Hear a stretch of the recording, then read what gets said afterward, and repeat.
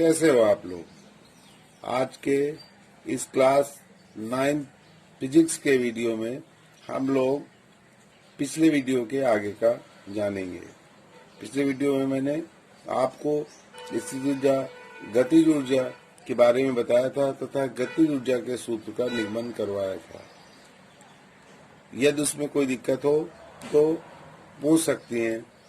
आज मैं आप लोगों को ऊर्जा संरक्षण का नियम, स्थितिज ऊर्जा के प्रकार, इन सब की जानकारी दूंगा इस वीडियो में। आइए देखते हैं। स्थितिज ऊर्जा। तो मैंने आपको बताया था कि किसी वस्तु की स्थिति, हम ये इसकी परिभाषा पहले बता चुके हैं कि किसी वस्तु की स्थिति, आकृति, विकृति के कारण जो उसमें कार्य करने की क्षमता होती है उसे उस वस्तु की स्थितिज ऊर्जा कहते हैं। अब आप आइए इसके प्रकार देख लेते हैं। तो इस स्थितिज ऊर्जा के प्रकार देखिए, पहले हम लिख सकते हैं। सबसे पहले जैसे अब हम लिख दें गुरुत्वीय स्थितिज ऊर्जा,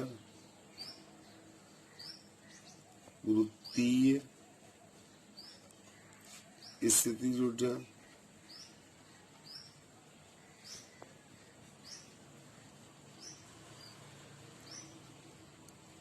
और आपकी हो गई प्रत्यास्थ स्थितिज ऊर्जा। ये इसके प्रकार हैं। प्रत्यास्थ स्थितिज ऊर्जा,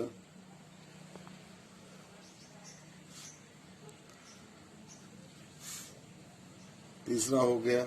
अब इसी में हम स्थिर वैद्युत स्थितिज ऊर्जा, स्थिर वैद्युत स्थितिज ऊर्जा,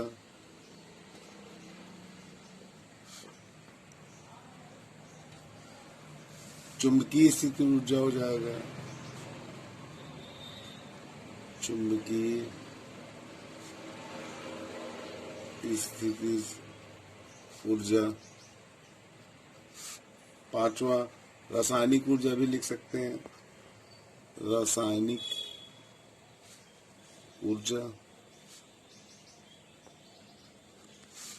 6 नाभिकीय ऊर्जा भी इसी में आ जाएगी, नाभिकीय ऊर्जा। समझ लेते हैं गुरुत्वीय स्थितिज ऊर्जा क्या है। तो हम जब किसी हथौड़ों की ऊंचाई से गिराकर उसमें किसी वस्तु को तोड़ते हैं तो इस कार्य में हथौड़े में कार्य करने की क्षमता होती है, अर्थात उसमें स्थितिज ऊर्जा होती है। तो कौन सी स्थितिज ऊर्जा होती है? गुरुत्वीय स्थितिज ऊर्जा। इसको इस प्रकार भी समझ सकते हैं कि अगर मान लीजिए आप जो है कोई गेंद 6 मीटर ऊंचाई तक ऊपर, मान लीजिए पृथ्वी तल से 6 मीटर की ऊंचाई तक ले जाती हैं, तो अब इसमें यहाँ से मतलब पृथ्वी तल से और एज ऊंचाई तक ले जाने में जो किया गया कार्य है वो किस रूप में संचित हो जाएगा? इसमें स्थितिज ऊर्जा आ जाएगी। तो जो किया गया कार्य है वो किस में कन्वर्ट हो जाएगा? स्थितिज ऊर्जा में।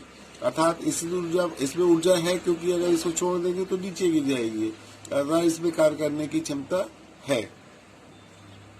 तो ये आपकी गुरुत्वीय स्थितिज ऊर्जा हो गई। प्रत्यास्थ स्थितिज ऊर्जा से क्या तात्पर्य है?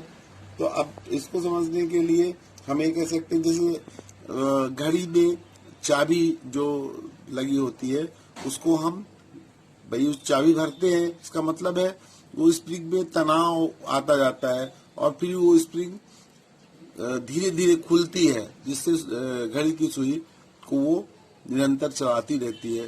तो उसमें किस प्रकार की स्थितिज ऊर्जा होती है? प्रत्यास्थ स्थितिज ऊर्जा। स्थिर वैद्युत स्थितिज ऊर्जा क्या है ये जान लेते हैं। तो वैद्युत आवेश भी एक दूसरे को आकर्षित अथवा प्रतिकर्षित करते हैं, अतः आवेशों के निकाय में भी स्थितिज ऊर्जा होती है, जिसे स्थिर वैद्युत स्थितिज ऊर्जा कहते हैं। फिर चुंबकीय स्थितिज ऊर्जा क्या है ये जान लेते हैं। तो चुंबकीय क्षेत्र में स्थित किसी गतिमान आवेश अथवा धारावाही चालक पर लगने वाले चुंबकीय बल के कारण उसमें जो कार्य करने की क्षमता उत्पन्न हो जाती है उसे ही हम क्या कहते हैं? चुंबकीय स्थितिज ऊर्जा कहते हैं। रासायनिक ऊर्जा क्या है ये जान लें। तो रासायनिक ऊर्जा क्या है? जैसे विभिन्न प्रकार के ईंधनों से ईंधन है वो, उससे जैसे हम स्कूटर चलाते हैं तो उसमें किसका प्रयोग करते हैं भाई, उसमें पेट्रोल में तो उसमें रासायनिक ऊर्जा है। यहाँ हम कह सकते हैं विभिन्न प्रकार के ईंधनों में स्थित ऊर्जा रासायनिक ऊर्जा के रूप में संचित रहती है, जैसे कोयले में, पेट्रोल में, मिट्टी के तेल में इत्यादि। इन सब में कौन सी ऊर्जा है? रासायनिक ऊर्जा है, क्योंकि इसमें कार्य करने की क्षमता है। कार्य करने की क्षमता का मतलब उसमें ऊर्जा है, लेकिन किस प्रकार की ऊर्जा है? तो वो स्थितिज ऊर्जा है। फिर नाभिकीय ऊर्जा देख लेते हैं, तो जैसे यूरेनियम हुआ, रेडियम हुआ, थोरियम हुआ, आठ तत्वों के नाभिकों में मूल कणों, जैसे प्रोटॉन, मूल कण क्या हो गए? प्रोटॉन पर न्यूट्रॉन की विशेष अवस्था के कारण जो स्थिति ऊर्जा निहित होती है उसे ही हम नाभिकीय ऊर्जा कहते हैं। अब नाभिकीय ऊर्जा का उदाहरण हम दे सकते हैं, जैसे परमाणु बम हो गया, हाइड्रोजन बम हुआ इत्यादि। चलिए द्रव्यमान ऊर्जा के बारे में जान लेते हैं। तो देखिए आइंस्टीन ने जो है द्रव्यमान ऊर्जा समीकरण दिया था। उससे पहले ये माना जाता था कि द्रव्यमान तथा ऊर्जा दो विभिन्न स्वरूप हैं, लेकिन आइंस्टीन ने यह सिद्ध किया कि द्रव्यमान तथा ऊर्जा एक दूसरे से संबंधित हैं तथा प्रत्येक पदार्थ में उसके द्रव्यमान के कारण भी ऊर्जा होती है। यदि किसी पदार्थ में यम द्रव्यमान की क्षति हो जाए, तो इससे उत्पन्न ऊर्जा, उसने एक समीकरण दिया है, E=mc², ये बताया इसने।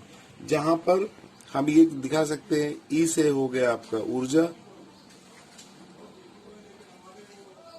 यम से क्या हो गया? द्रव्यमान, और सी जो बताया इन्होंने, ये प्रकाश का वेग है।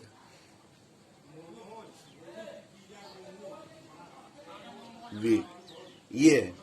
चले इस प्रकार समझ लेते हैं। मान लीजिए कोई वस्तु है, किसी वस्तु में द्रव्यमान, मान लो किसी वस्तु के द्रव्यमान में 1 ग्राम की क्षति होती है, तो कितनी ऊर्जा प्राप्त होगी? तो आइंस्टीन के समीकरण से E= होता है mc²। तो अब प्राप्त ऊर्जा है E बराबर हो जाएगा यम कितना है? 1 ग्राम कह रहा, तो 1 ग्राम 1/1000, क्योंकि इसमें जो है जो जिसका मात्रक होता है, द्रव्यमान का मात्रक किलोग्राम होता है, इसलिए किलोग्राम में बदल दिया। c², तो प्रकाश का वेग 3×10⁸ मीटर पर सेकंड होता है, इसमें स्क्वायर लगा है तो इसका वर्ग कर देंगे, ये कर देंगे, तो इतने जूल लिख देंगे। बराबर ये हो जाएगा 10⁻³ इसको ऊपर ले जाएंगे, 3 जीरो है, 10⁻³ हो जाएगा, गुणे, और ये हो जाएगा 3 × 9, और गुणे ये हो जाएगा 10 की घात, गुणा करने में घातें जुड़ती, 10⁸ गुणे 10⁸, तो 10 की घात ये हो जाएगा 16, इतने जूल हो जाएगा। इसी को हम लिखेंगे, ये 9 गुणे 10 की घात कितना हो जाएगा? ये 16 में से 3 घटा देंगे तो कितना आ जाएगा? 13 जूल। यानी कि अगर किसी वस्तु के द्रव्यमान में अगर 1 ग्राम की क्षति होती है तो कितनी ऊर्जा प्राप्त होती है? 9 गुणे 10 की घात 13 जूल, ये हो जाएगा आपका।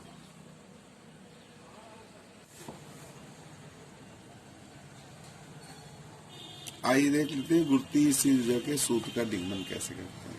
तो इसमें मान लिया, माना यम द्रव्यमान के एक पिंड को पृथ्वी तल से h मीटर की ऊंचाई तक ले जाया जाता है।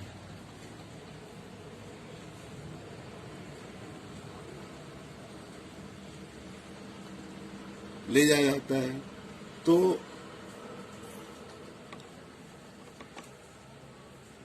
पिंड में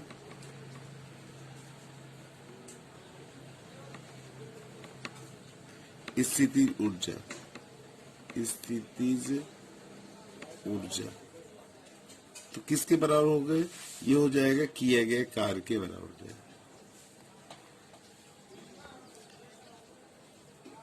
ये और किया गया कार्य, अब देखिए कार्य बराबर होता है हम W बराबर F/S बताए थे आपको, तो यहाँ ये लिख देंगे किया गया कार्य, तो यहाँ लिख देंगे F इंटू S।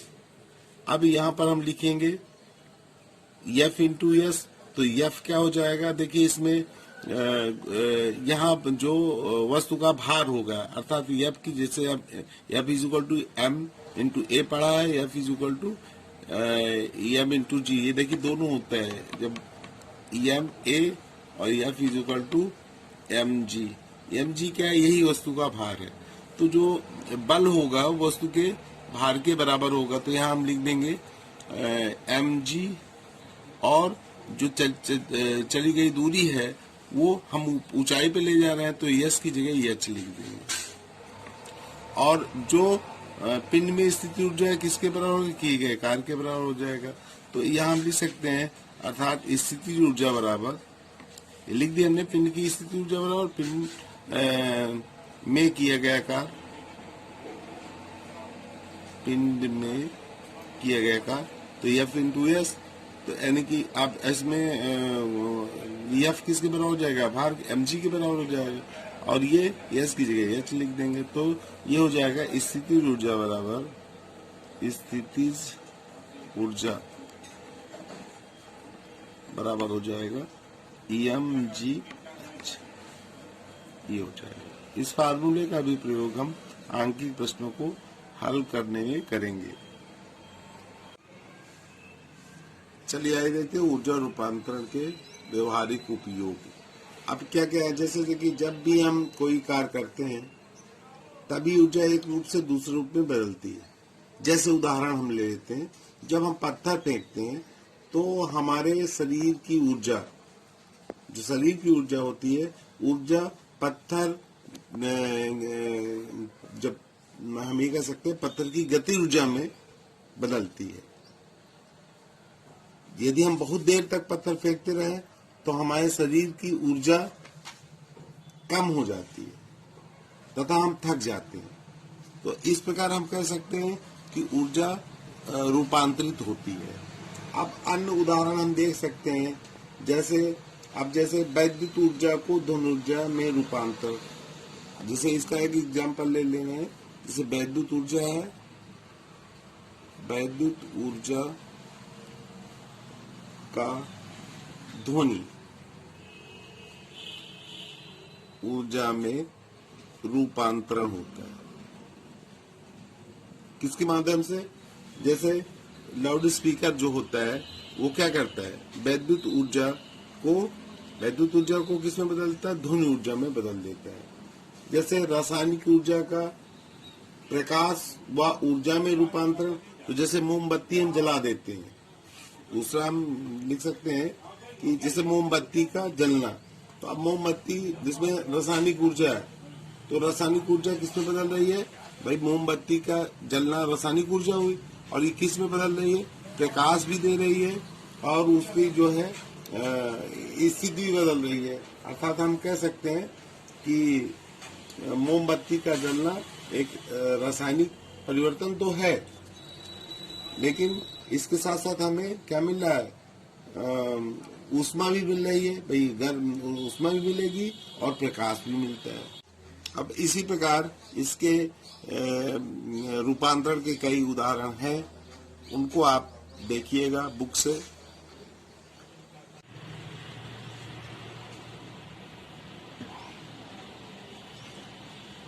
आइए इसको देख लेते हैं, ऊर्जा संरक्षण का नियम क्या है, ये देख लेते हैं।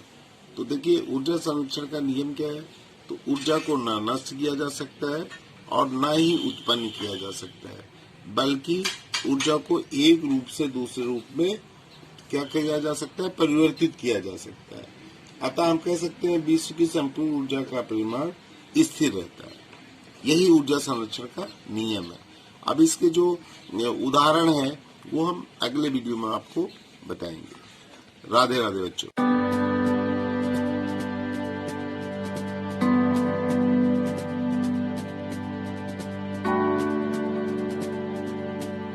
है।